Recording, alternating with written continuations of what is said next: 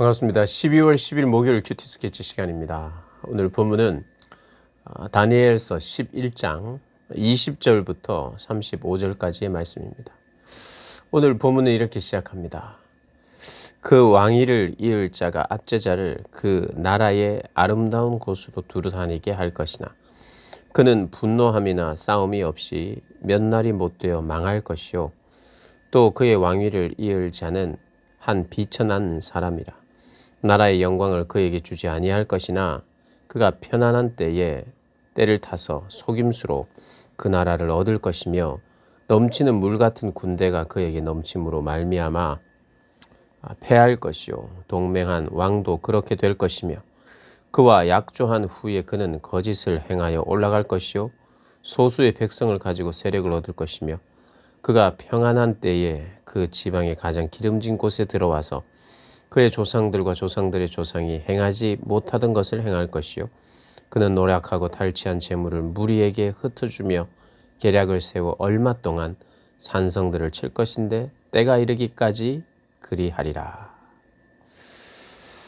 오늘 본문은 역사적으로는 안티오쿠스 4세 에피파네스라고 하는 왕, 그 왕에 대한 이야기를 소개하고 있습니다. 오늘 본문에는 비천한 왕으로, 북방의 비천한 왕으로 이제 소개를 하고 있는데, 이 에피파네스라고 하는 그 이름의 뜻은 신의 현현이라는 뜻입니다. 자기를 신격화한 사람이에요. 안티오쿠스 4세죠. 안티오쿠스 4세. 그가 이렇게 속임수를 잘 씁니다. 누구나 이 역사 속에서 특별히 다니엘서에 나오는 왕들 중에는 뭐 왕이든 권력가든 속임수를 쓰죠. 정직하지 못하죠. 그리고 계략을 쓰고요. 또 그런 그 속임수는 항상 그 배반의 모양으로 나타나죠. 배반의 모양으로 나타납니다. 때로는 동맹을 하긴 하지만 그 동맹이 오래 가지 않고 화친을 맺어도 결국은 자기 이익을 따라서 그렇게 결정하게 되고 화친도 깨게 되고 그런 것이 이 북방과 남방 왕의 그런 관계들이었습니다. 이게 세상의 방법이죠. 세상의 방법은 결국에는 자기를 위한 것이 이슈입니다. 가장 큰 중심이에요. 자기의 나라. 그러기 위해서는 속임수도 써야 하는 것이죠. 그건 뭐 작전이라고 이야기하면서 정당화하려고 하죠. 배반하고. 그런데 자기가 속임수를 써서 왕에 오르고 또 그것을 유지하기 위해서 또 속임수를 쓰고 정직하지 못한. 그래서 때로는 살인을 행하기도 하고 누군가를 죽여야 되고 또 전쟁을 해야 되는 그런 것이 어쩌면 그 역사의 반복이죠. 그래서 인간의 역사는 배반의 또 연속이다라고 우리가 생각할 수 있습니다. 오늘 본문은 그걸 잘 보여주고 있고요. 특별히 이 왕 때에 유대 백성들을 괴롭힙니다. 그가 하려고 하는 것이 또 잘 안 되자 그의 실패에 화가 나고 그래서 유대인들을 괴롭혀요. 유대인들.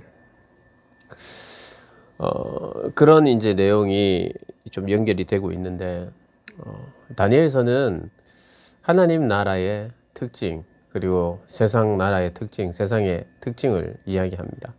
그리고 믿음의 길이 무엇인지 또 세상 사람들이 그냥 일반적으로 살아가는 그냥 자연스러운 삶, 넓은 길, 그 길이 무엇인지 그것을 긍정적으로 뭐 아름답게 미화하지 않습니다. 패망의 길이요, 잠깐의 길이요, 풀의 꽃과 같이 잠시 피었다가 없어질 것에 불과하다는 것을 이야기합니다. 그리고 어리석게 표현하고 있죠. 원래 어리석으니까요. 자기를 사랑하면서 자기를 유지하기 위해서 사는 삶은 그게 어리석은 삶입니다. 그 권력을 유지하기 위해서 거짓말을 계속해야 되고 살인을 해야 되고 배반을 해야 되고 누구도 믿을 사람이 없어요. 시간이 지나면 지날수록 믿지를 못합니다. 그러니까 사람이 미치는 거예요. 우리나라의 역사 속에서도 그렇고 뭐 세계사에서도 그렇고 왕이 미쳐가는 왕들이 있죠. 왜 그렇습니까? 불안해서 그렇습니다. 믿지를 못하는 거예요. 자기도 다른 이들을 속였고 다른 이들의 등에 칼을 꽂았기 때문에 그것이 자기에게도 돌아올 수 있다고 생각하여 뒤에서 칼을 꽂는 경우가 있기 때문에 항상 뒤를 조심하고 뒤를 돌아봐야 되는, 없는 데도 있는 것 같은 그런 망상에 사로잡히고 지키기 위해서 미쳐가는 것입니다. 미쳐가는 거예요. 그래서 세상에서 세상의 방법을 따라 살면 미쳐가는 거예요. 미칩니다. 나를 사랑하고 내가 우선이고 나를 지키기 위해서는 그렇게 해야 되거든요. 그런데 나를 지키기 위해서 믿을 사람이 없어지기 시작하는 겁니다. 내가 누군가를 믿지 못하는 거죠. 그리고 나를 믿었던 사람을 배반했으니까요.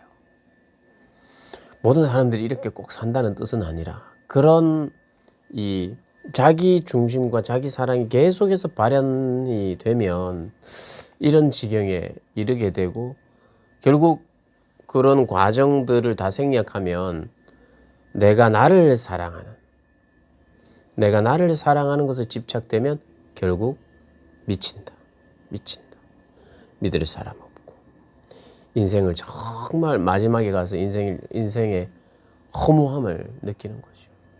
내가 다른 이들을 사랑하면서 배반하지 아니하고 내가 배반을 당할지언정 배반하지 않고 사랑하고 섬기며 다른 이들을 중심으로 살아가는 하나님 나라의 방식, 좁은 길로 가면 사랑이 더 있죠. 관계가 있죠. 남죠. 영원한 것을 추구하게 되죠. 그래서 하나님 나라의 백성의 삶은 어떤 면에서는 견디는 삶입니다. 인내하는 삶이에요. 하나님 나라 백성들의 삶은 말씀이 인도하는 곳으로 가는 사람입니다. 말씀이 인도하여 가는 곳에 내가 있다 보면 핍박도 받아요. 고난도 받아요. 그런데 말씀이 나를 인도하기 때문에 받은 고난은 말씀을 통해서 또 해석이 돼요. 어떻게 해요? 고난은 고난으로 끝나지 않고 핍박은 핍박으로 끝나지 않고 나를 연단하여 거룩한 백성으로 더 거룩하게 드러나도록 하는 거예요. 더 정결하게 되도록 만드는 거예요. 하나님 나라의 지혜가 생기기 시작하니까 보는 관점이 바뀌는 거예요. 내 삶의 목표는 다른 것이 아니고 거룩한 백성으로 서 있는 것이구나. 정결하게 계속해서 내가 나아가게 되는 것이구나. 그리고 이 고난과 핍박이 오히려 나를 정결하게 하는 거구나 하고 무릎을 치고 깨닫게 되고 지혜가 생기는 거예요. 볼 줄 아는 눈이 생기는 거예요. 하나님의 마음이, 하나님의 시각이 생기는 거죠. 이 역사를 딱 보면서 그 시각이 생기기 시작하는 거예요. 어리석음이네. 이 세상은 어리석음의 연속이고 파멸의 연속이고 한 사람이 파멸하게 되고 파괴되는, 한 나라가 파멸하게 되고 파괴되는 교만과 자기 사랑으로 나라도 망하고 왕도 망하고 미쳐가는 것. 그것이 사단이 놓은 올무입니다. 우리를 미쳐가도록 만드는. 하나님 나라의 백성은 그렇지 않죠. 미쳐가는 사람들에게 핍박을 받아도 그것이 오히려 나를 더 하나님 앞에 거룩하고 정결하게 하는데 재료로 쓰인다는 것으로 받아들이고. 누가 고통과 고난을 좋아하겠습니까? 내가 정결하게 되는구나, 내가 거룩하게 되는구나, 고난을 내가 가지고 오고 이럴 수는 없죠. 할 수만 있으면 그 고난이 나에게 오래 머무르지 않고, 또 할 수만 있으면 이 고난 없이도 내가 겸손하게 하나님 앞에 그렇게 살아가기를 원하지만, 그러나 하나님이 주어주시고 하나님이 허락하여 주실 때는 그 고난이 나에게 유익하다 믿는 거죠. 그런 눈이 우리에게 생기는 거죠. 그래서 오히려 고난과 핍박 가운데 하나님을 더 만나고 하나님을 더 알아가게 되고 하나님을 더 귀하고 복되게 섬기게 되는 그런 삶의 자리로 나아가게 됩니다. 사랑하는 여러분, 세상의 길에 있으면요 결국 망하고 죽고 미칩니다. 어리석음의 연속입니다. 그러나 믿음의 길, 하나님의 길로 가면, 하나님 나라의 길로 가면 지혜가 생기고 내가 더 정결해지고 거룩해지는, 하나님이 원하시는, 너는 나의 거룩한 백성이 될 것이다.